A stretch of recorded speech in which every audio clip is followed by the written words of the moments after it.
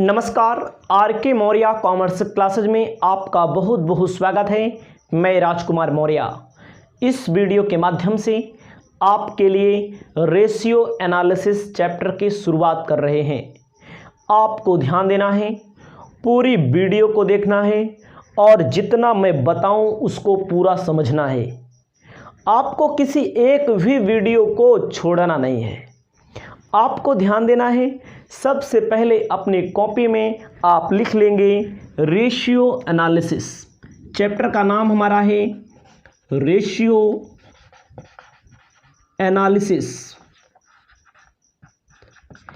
Ratio analysis को हम कह सकते हैं ratio accounting. Ratio accounting Hindi में कहते हैं अनुपात विश्लेषण। इसका मतलब क्या है, आपको ध्यान देना है। रेशियो एनालिसिस आप इसके पहले कभी पढ़ चुके होंगे फाइनेंशियल अकाउंटिंग। इसके पहले आप पढ़ चुके होंगे क्या, फाइनेंशियल अकाउंटिंग, कॉस्ट अकाउंटिंग।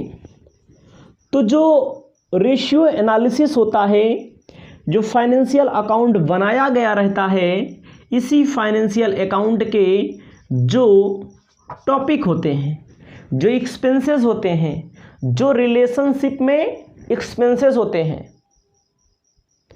उनको एनालिसिस किया जाता है।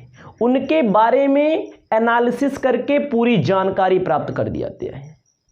जैसे आपके सामने 2 ईयर के प्रॉफिट दिए रहेंगे, थोड़ी देर के लिए मान लीजिए ग्रॉस प्रॉफिट 2 ईयर के दिए रहेंगे 2020 टू 2023। थोड़ी देर के लिए मानिए 2022 2023। 2022 में मान लीजिए 10,000 का प्रॉफिट हुआ, 10,000 का प्रॉफिट हुआ और 23 में 12,000 का प्रॉफिट हुआ। तो यही इसमें एनालिसिस किया जाएगा, इसका परसेंटेज निकाला जाएगा, इसका रेशियोज निकाला जाएगा, इसका टाइम्स निकाला जाएगा और इससे पता लगाया जाएगा कि इसमें प्रॉफिट कम क्यों था, इसमें प्रॉफिट बढ़ क्यों गया।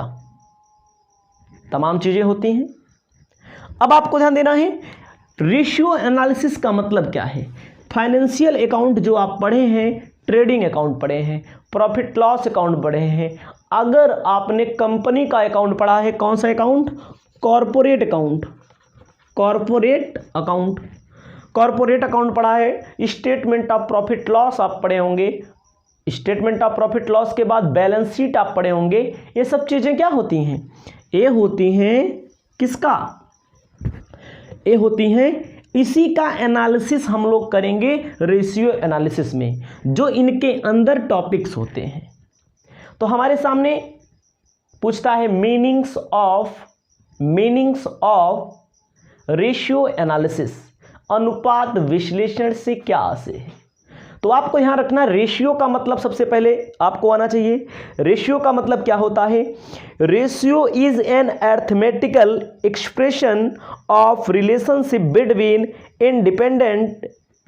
इंटरडिपेंडेंट और रिलेटेड आइटम।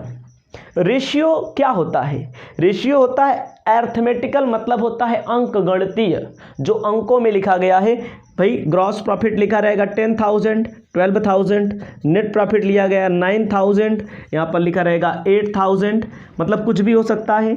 उसके बाद यहाँ पर लिखा रहेगा स्टॉक, चाहे ओपनिंग स्टॉक हो चाहे क्लोजिंग स्टॉक हो, यहाँ लिखा रहेगा 10,000, यहाँ लिखा रहेगा 9,000, कुछ भी लिखा रहेगा। तो इन दोनों के मध्य में, इन दोनों के बीच में इंटरडिपेंडेंट, इन दोनों का रिलेशन क्या है, इसी को हम लोग पता करेंगे इसमें, इस चैप्टर में। इसी को पता करने के बाद उसका एनालिसिस किया जाएगा, ऐसा क्यों है, कैसे है, इसके बारे में पूरा आपको पढ़ना है।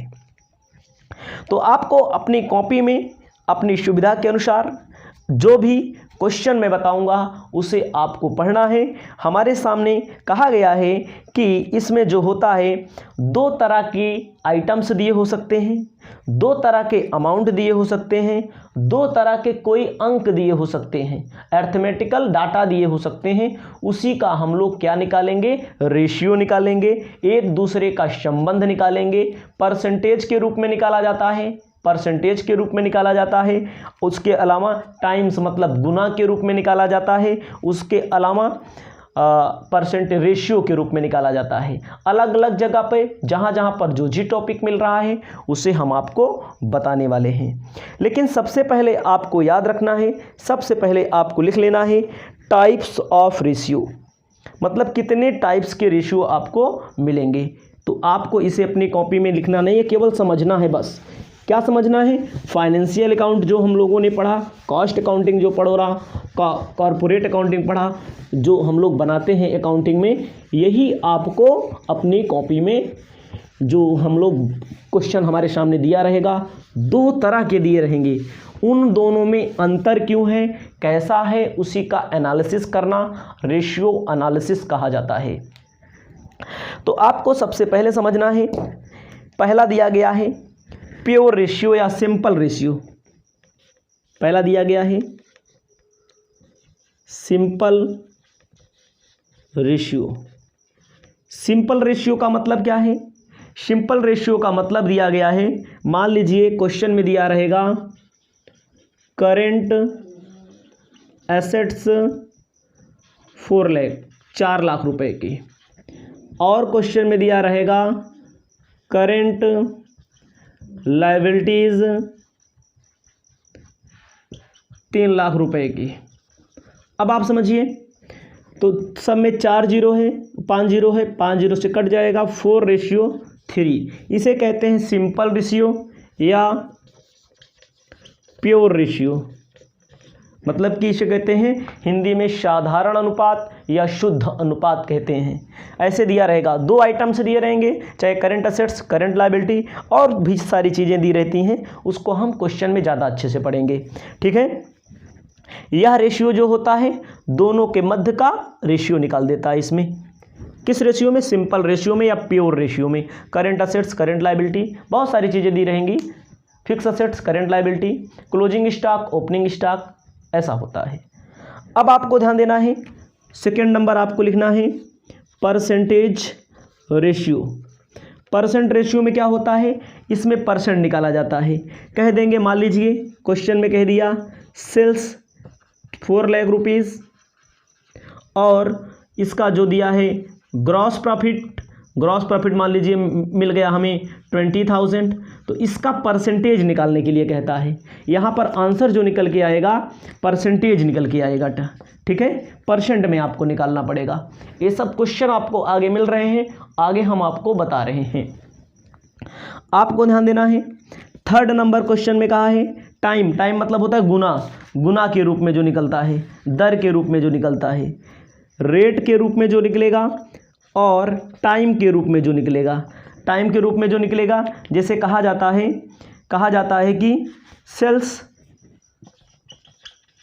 और स्टॉक, सेल मान दीजिए दिया गया 5 लाख रुपए का और स्टॉक दे दिया 20,000 रुपये का, स्टॉक दे दिया 20,000 रुपये का।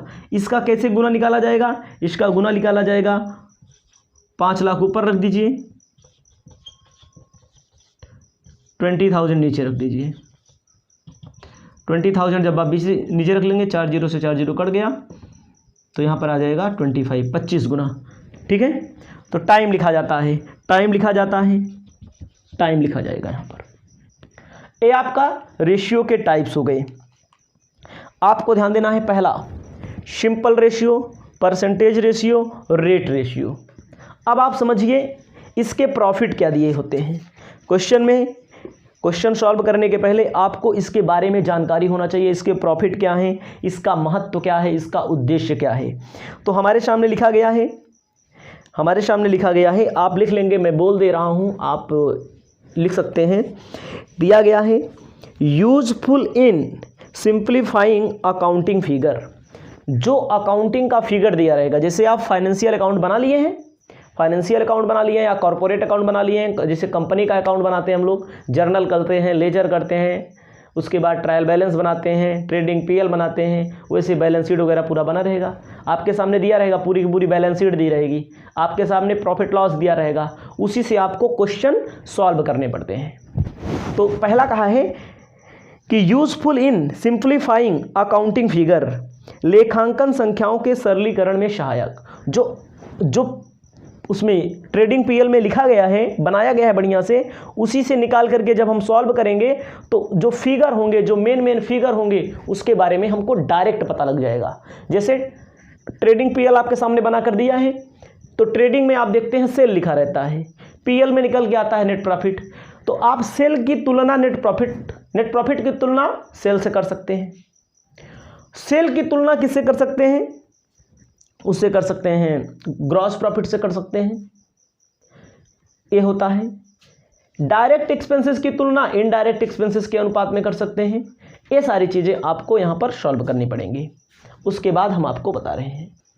आपको सेकंड ध्यान देना है, कहा गया है useful in financial position analysis, मतलब कि यूजफुल फाइनेंशियल पोजीशन कैसी है उसका एनालिसिस किया जाता है, उसके डाटा को हमें मालूम किया जाता है। यहाँ पर इसे ये प्रॉफिट है इसकी, कह रहा useful assessing the operational efficiency, मतलब कि जो बिजनेस चल रहा है, ऑपरेट कर रहा है, उसके बारे में, उसकी कुशलता के बारे में, शानदार तरीके से मैनेजमेंट कैसे हो रहा है, उसके बारे में जानकारी मिल जाती है। नेक्स्ट कहता है हेल्पफुल फाइनेंशियल प्लानिंग, मतलब फाइनेंशियल प्लानिंग का मतलब होता है कि जो बिजनेस है, बिजनेस कैसे ग्रो करेगा, फाइनेंस में बिजनेस की कहाँ से पैसा आ रहा है, मान लीजिए प्रॉफिट कम हो रहा है तो उसको प्रॉफिट कैसे बढ़ाया जाए, उसका जब परसेंटेज निकाला जाएगा तो उसमें आपको समझ में आएगा।